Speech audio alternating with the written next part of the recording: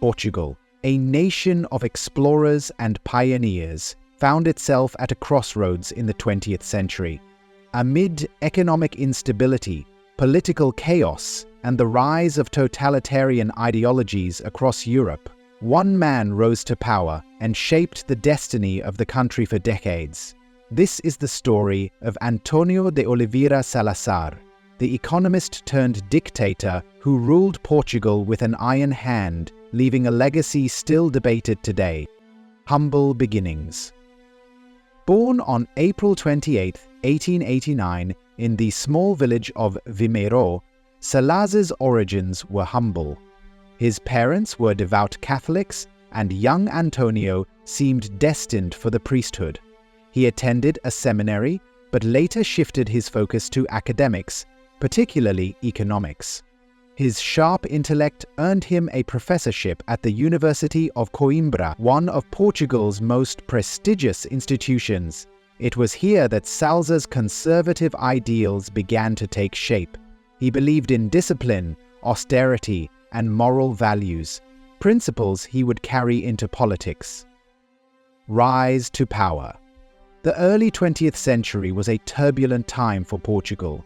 The monarchy had been overthrown in 1910, replaced by the First Portuguese Republic, which struggled with political instability and economic crises. In 1926, a military coup ended the republic, paving the way for authoritarian rule. Salazar entered politics reluctantly. In 1928, he was appointed Minister of Finance. His reforms stabilized the country's finances, earning him national recognition. By 1932, Salazar was appointed Prime Minister. From this position, he would build the Estado Novo, or New State, an authoritarian regime rooted in nationalism, Catholicism, and corporatism. The Estado Novo regime. Under Salazar's leadership, Portugal became a tightly controlled state. The Estado Novo emphasized order, hierarchy, and tradition. Salazar viewed liberal democracy as chaotic and communism as a direct threat to Portugal's stability. Salazar's economic philosophy centered on austerity and self-sufficiency. He prioritized reducing national debt and avoiding foreign dependency. While these policies stabilized the economy, they also led to widespread poverty, particularly in rural areas. The regime employed the secret police, known as PIDE, to suppress dissent. Political opponents were imprisoned, exiled, or silenced, ensuring little resistance to Salazar's rule. Freedom of speech and the press were curtailed. Salazar's regime used propaganda to promote its ideology, presenting him as a paternal figure, guiding Portugal to prosperity. Portugal and World. Salazar's foreign policy was marked by pragmatism and isolationism. During World War II, Portugal remained officially neutral.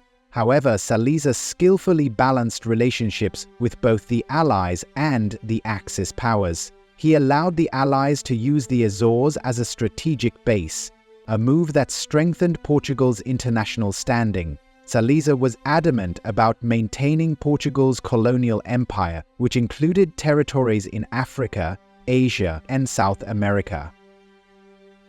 As decolonization movements swept across the globe, Salazar resisted, leading to prolonged and costly colonial wars in Angola, Mozambique, and Guinea-Bissau. Personal life and leadership style. Salazar was a man of contradictions. Personally austere, he lived modestly in a small house in Lisbon, rejecting the opulence often associated with dictators.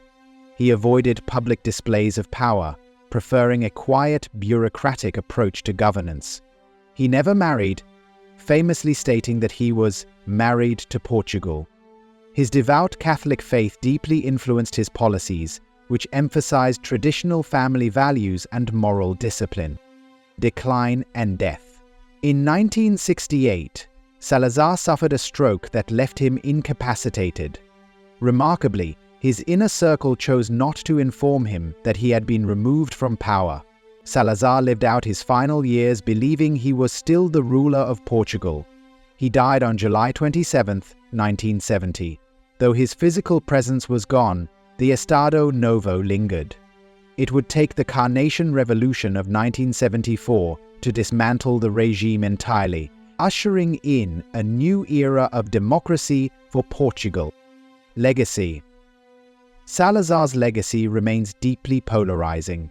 Supporters credit him with stabilizing Portugal during a time of crisis, preserving its sovereignty and modernizing its infrastructure.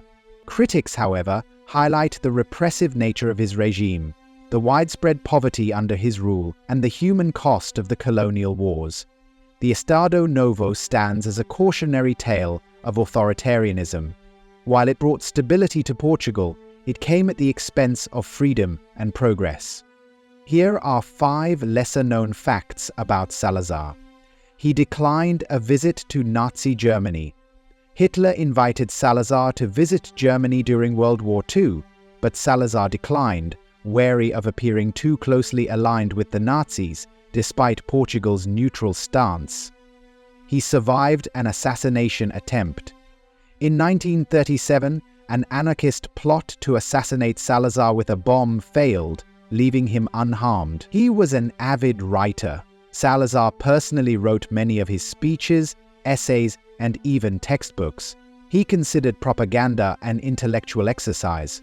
He practiced extreme frugality. Salazar lived modestly, often wearing worn-out clothes and avoiding luxuries, believing his lifestyle should reflect the austerity he demanded of the nation. His stroke was kept secret from him. After his 1968 stroke, Salazar's inner circle never told him he was no longer in power. They allowed him to believe he was still ruling until his death in 1970. António de Oliveira Salazar shaped Portugal in profound and lasting ways. His rule was one of discipline and control, but also of suppression and hardship.